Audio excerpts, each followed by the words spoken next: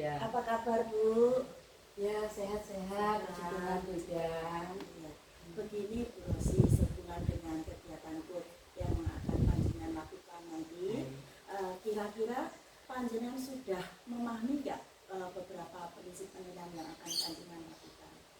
Ya, saya sudah ya lumayan paham lah Bunda. Setidaknya kan nanti apa proses coaching yang saya lakukan itu harus sesuai dengan prinsip-prinsip coaching tersebut ya.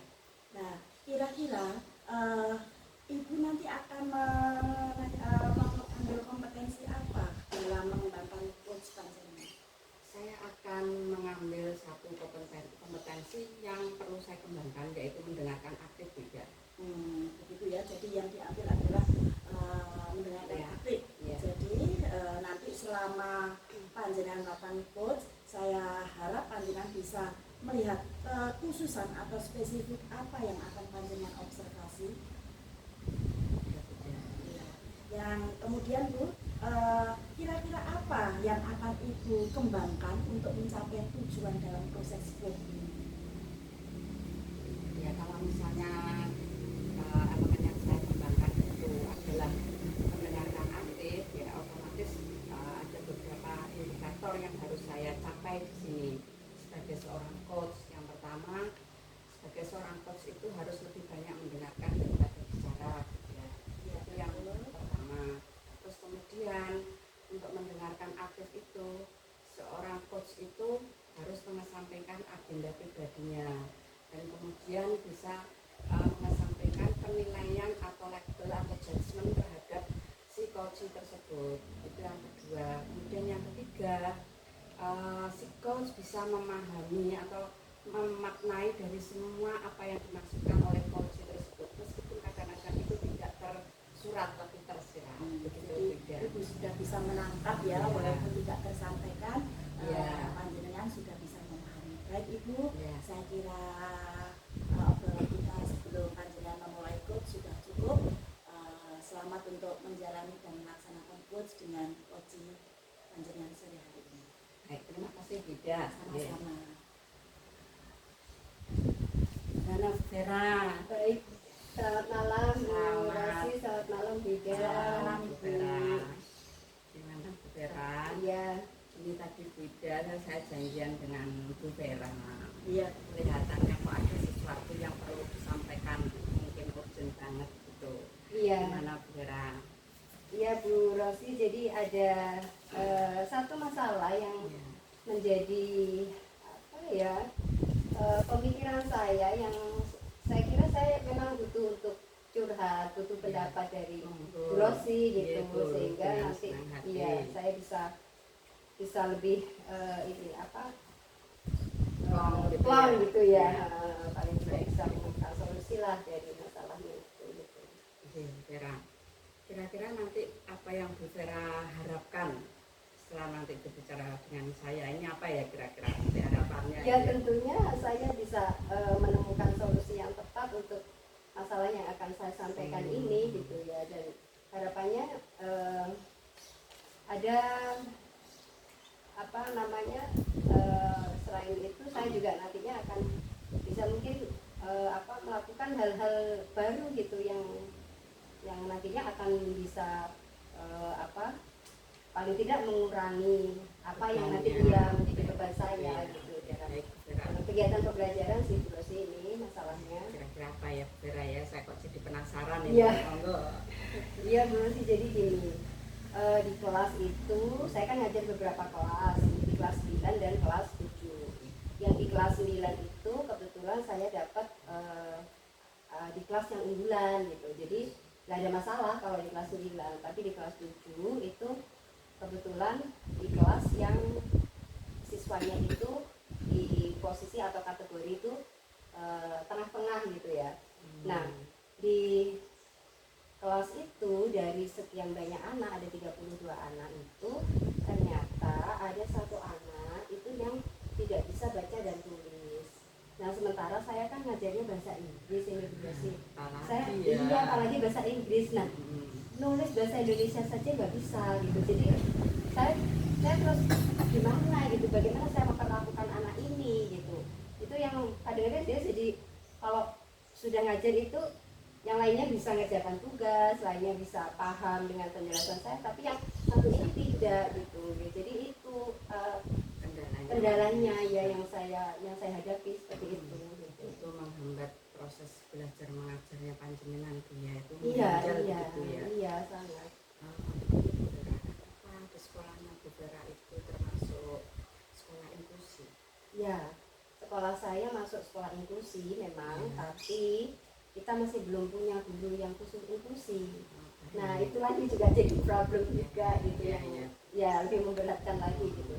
Ini jadi tugas siapa gitu loh. Terus kemudian di sana apa? Nah kalau misalnya ada kejadian yang luar biasa seperti itu, atau kejadian-kejadian yang mungkin di luar keinginan atau harapan kita, ada suatu masalah dari murid itu, kira-kira pihak siapa yang bertanggung jawab di sekolah itu selain guru?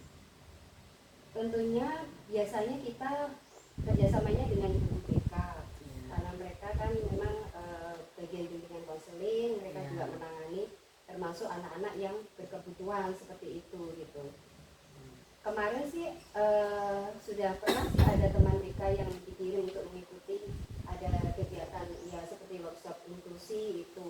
Cuman ya memang karena tidak memang hanya sekedar pengetahuan tentang inklusi dan tidak untuk menangani anak ini, jadi ya kita tetap akhirnya kembali ke guru lagi gitu untuk masalah anak-anak ini gitu.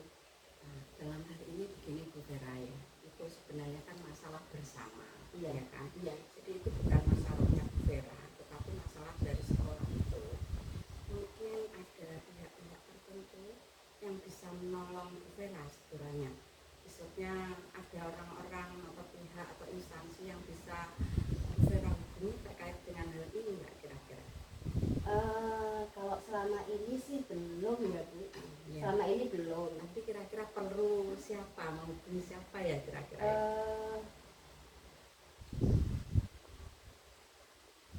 Kami belum pernah ini sih Bu Rosi. Jadi sementara ya kita masih tangani sendiri. Jadi ada salah satu guru BK itu yang dia kebetulan anaknya memang agak aktif gitu. Jadi ya dia masih muda gitu dan kita serahkan ke dia sementara sih. Tapi ya memang itu masih belum, hasil progresnya itu masih belum ini, hasil progresnya masih belum benar gitu. Jadi ada semacam pemberian tugas khusus gitu untuk latihan menulis itu dan latihan membaca itu, walaupun susah juga.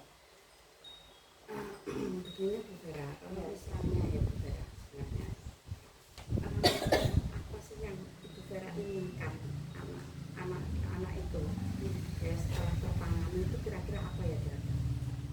Ya paling tidak harapan Bu Vera misalnya dari angka 1 sampai 10 gitu, kira-kira bagaimana Bu Vera yang anak ini? Kalau dari penilaian sih, kalau kompetensi kognitifnya ya dia tuh kan ada di nomor 2 lah, di angka 2 ya.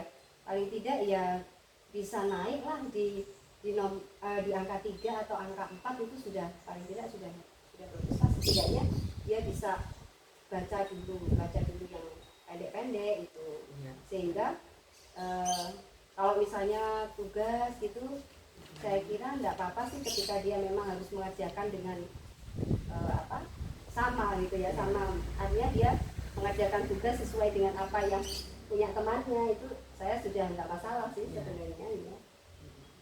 Jadi targetnya kalau misalnya paling banter itu berapa Bu Vera?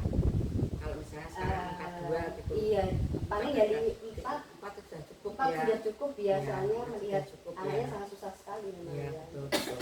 Nah, begini Bu Vera, kan Bu Vera belum pernah bertemu dengan orang lain selain guru BK dan pihak sekolah. Misalnya kalau dari pihak luar itu bagaimana kira-kira ya Bu Vera?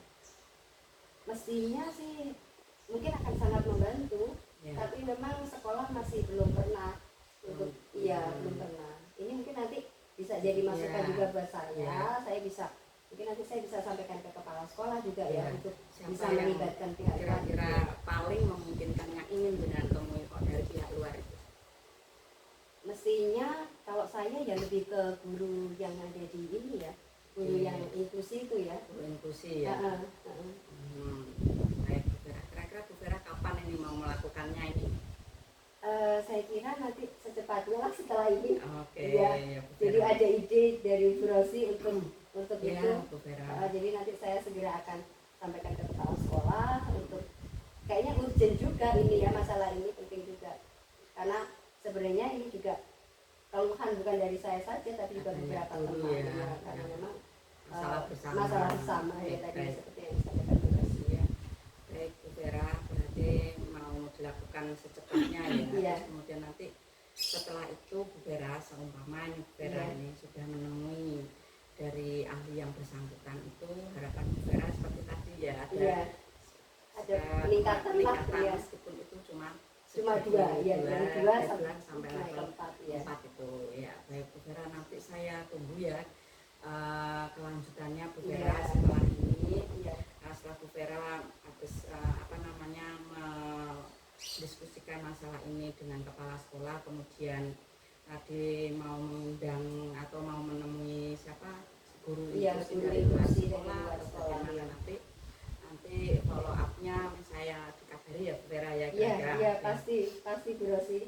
Jadi terima kasih banyak sudah ada ide. Setidaknya saya nanti sudah punya rencana bagaimana yang lebih baik gitu ya, dan mudah-mudahan ini nanti akan bisa berhasil gitu.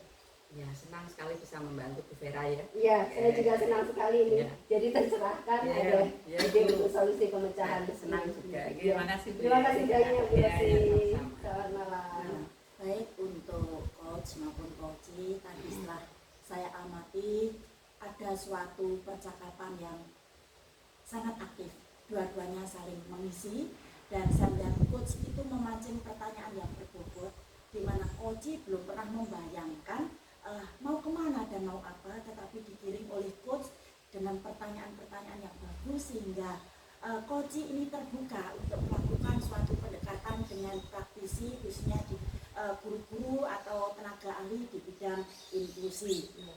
Saya merasa senang percakapan coach dengan coach ini betul-betul memberikan suatu penyegaran yang baru sehingga ke depan ada suatu follow up tindak lanjut untuk bisa disampaikan ke coachingnya dan ada suatu informasi-informasi yang lebih baik untuk perkembangan pendidikan yang ada di Indonesia.